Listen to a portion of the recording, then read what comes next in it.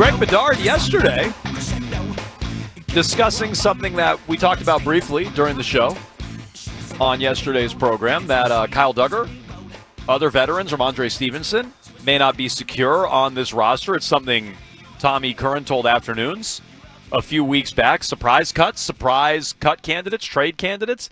Duggar and Stevenson, chief among them. So more of that yesterday from Greg Bedard, the eraser.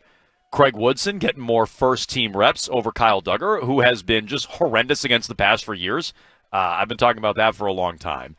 So we'll get to some thoughts on that coming up in just a moment. However, speaking of observations. Yep, I'm up here in the crow's nest. Keefe was locked in on Will Campbell and the offensive line with the binocs here. It's a walkthrough. There's nothing competitive going on. Yeah. What did you say to me as an aside, Keefe? Well, I'm not trying to take a cheap shot, just telling you what I'm observing. You kind of can tell that Will Campbell's arms are short. Oh, no. You kind of can. Like, they're all just... Oh, no. So you're just standing in the huddle. Is it because there's no shoulder pads? Is that why it's jumping out to you today? Like, why are you noticing it on day 11? Well, I'm specifically looking for it also as they're all just kind of standing around, like going through like half speed. So he's standing next to a bunch of other linemen, obviously, and you just sort of see like where their arms kind of come down, right?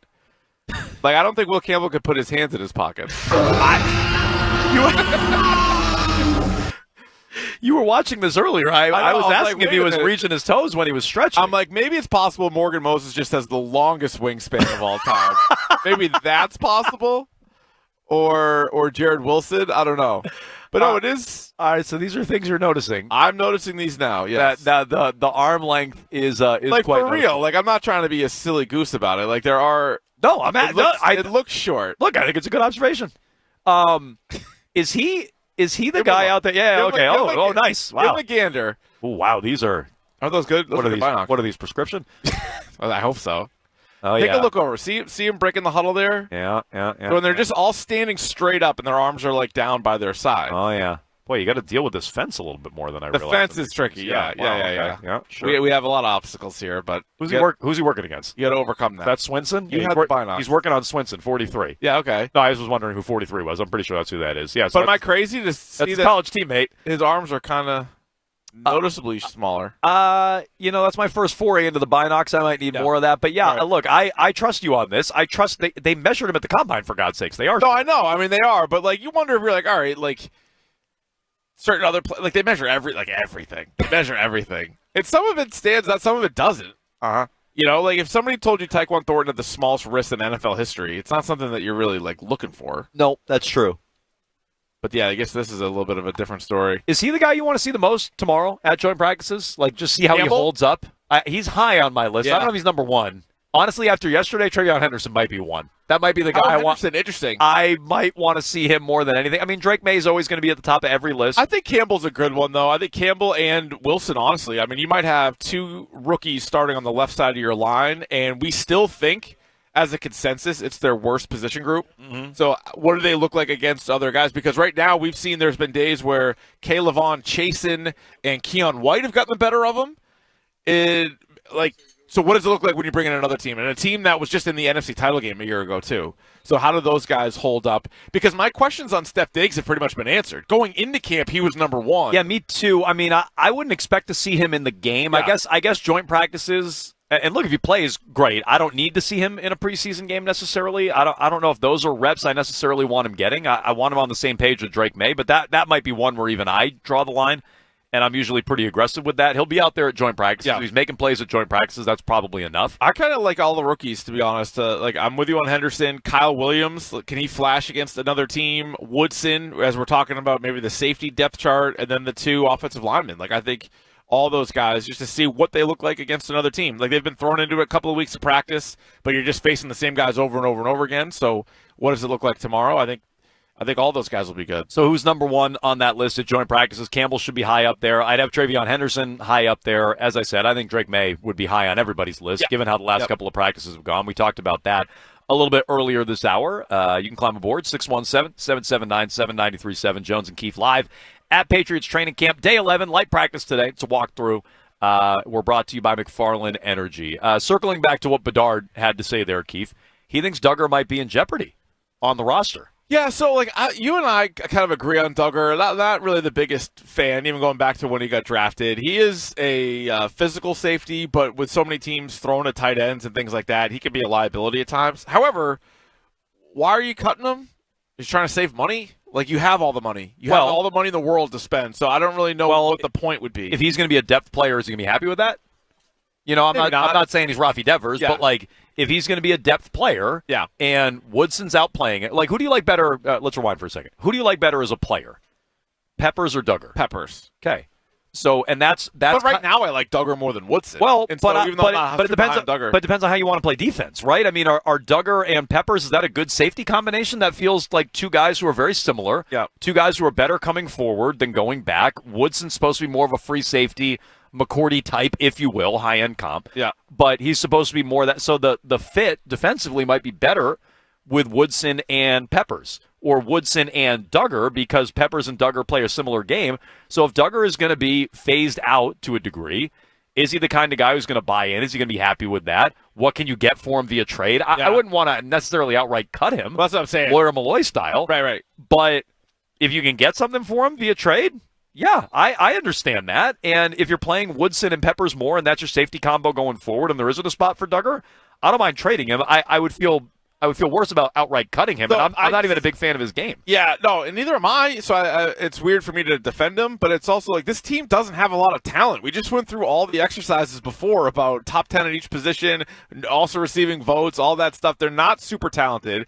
He might be one of their 10 or 12 best players if you're just going through, like, in a vacuum each position, like where do they grade? Well, again, he was one of the guys getting votes at the safety position, right? So, which Peppers did not. You're not, like, cutting Lawyer Malloy, but here comes Rodney Harrison. Like, you're cutting Kyle Duggar or trading Kyle Duggar even. You're waiting on that draft pick. You're hoping that Woodson steps up. Well, but look, I think that's a similar situation. I mean, those guys are way more high-end, but there was redundancy with Malloy and Harrison. And they brought in a rookie in Eugene Wilson, and maybe there are some parallels there where, Vrabel lived through that. Maybe there are some parallels there for that. And I don't think cutting Duggar would, have the team ready to revolt. No, it's not like they did then. And these guys aren't that good, but understand the analogy. Like that, you had two similar safeties.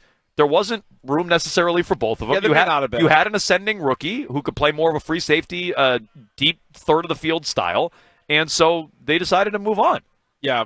I mean, but you can also play three safeties. Like, if Woodson's so great, you can put three safeties on the field at once. Also, there's got to be something about having a little bit of depth. Correct me if I'm wrong. Peppers didn't play 17 games last year, did he? No, he did not. All right. So, I don't know. Like, I just wonder if you're right. I mean, maybe you get into, like, if you truly think he isn't one of your two best safeties, and then he throws a real fit about it, that's sort of different. But if there's still ways to use them. I also just think they're okay with moving on from leadership from the past regime. They got rid of almost all the guys. So, right. Any type of in fact, Peppers was the captain last year, not Duggar. Good point. Good point. And maybe Peppers would be the guy to go. I mean, yesterday the guy losing reps was Duggar, but maybe Peppers is in a similar spot. Now, also, it is practice, so you wonder if they know what they have in Duggar, right? And it's one of we know what we got. Just like sort of like Diggs, I feel like they've kind of faced him back a little bit, and they're like, all right, let's give Woodson a chance with the other first. I would agree with that if it was just a reduction in snaps. Curran said it a couple of weeks ago. Yeah. Bedard said it yesterday. This guy might be in trouble with his roster spot.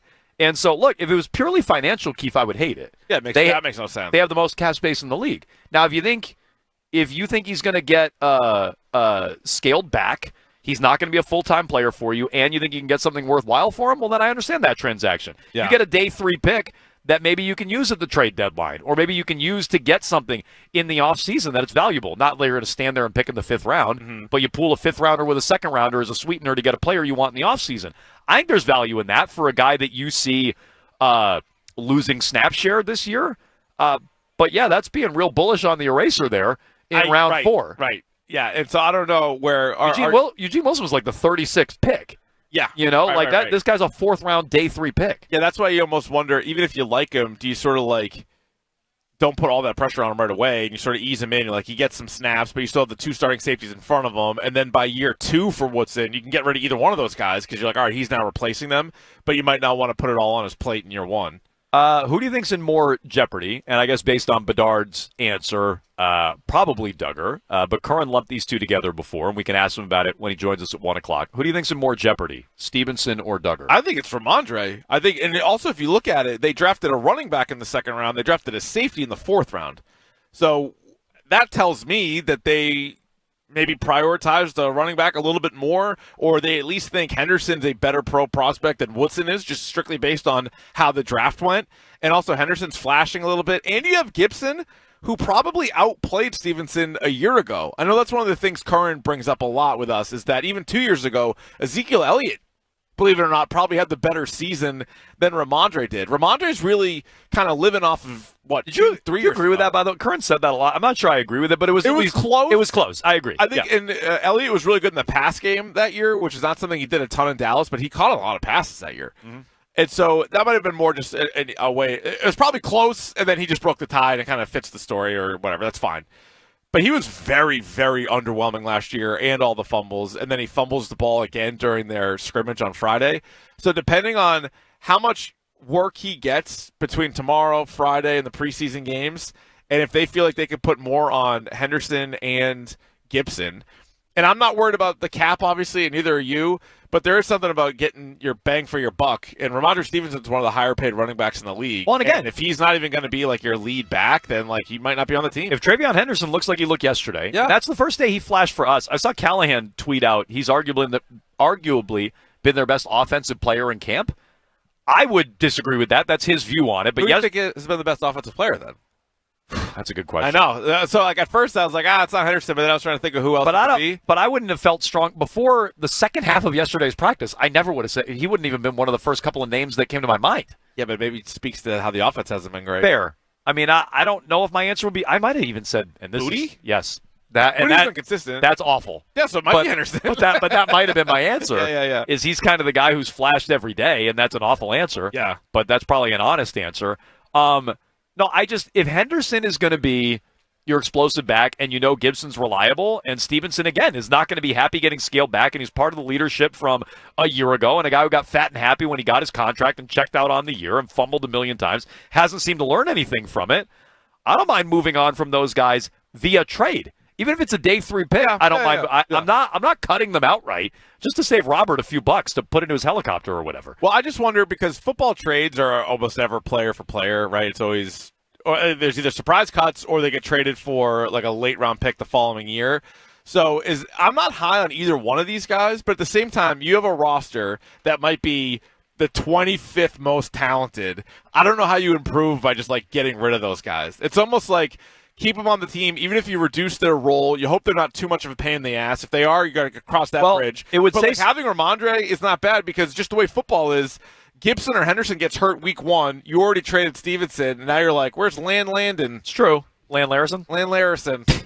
So that's the guy we need. So like that, the land shark. There's got to be something about also having depth on a team that already isn't super talented. No, I think that's fair. I also just think it would say a lot about how they feel about their rookie class. Now, whether they're right or wrong, we'll ultimately find out. But it would say a lot about how they feel about rookies like Henderson and Woodson. 617-779-7937. You can jump in on Jones and Keefe. That's your phone number to do so. We will talk to Tommy Curran in the 1 o'clock hour. Kiefer Madness for you at 12:45. We'll be tearing off ice cream flavors at 11:30. You're not going to want to miss that on a Tier Tuesday here on Jones and Keefe, live at Patriots Training Camp, day 11. For a walkthrough today. Red Sox win again last night. They're going to lose again, this team. Offense feels unstoppable outside of some injuries. We'll get to that with your phone calls next.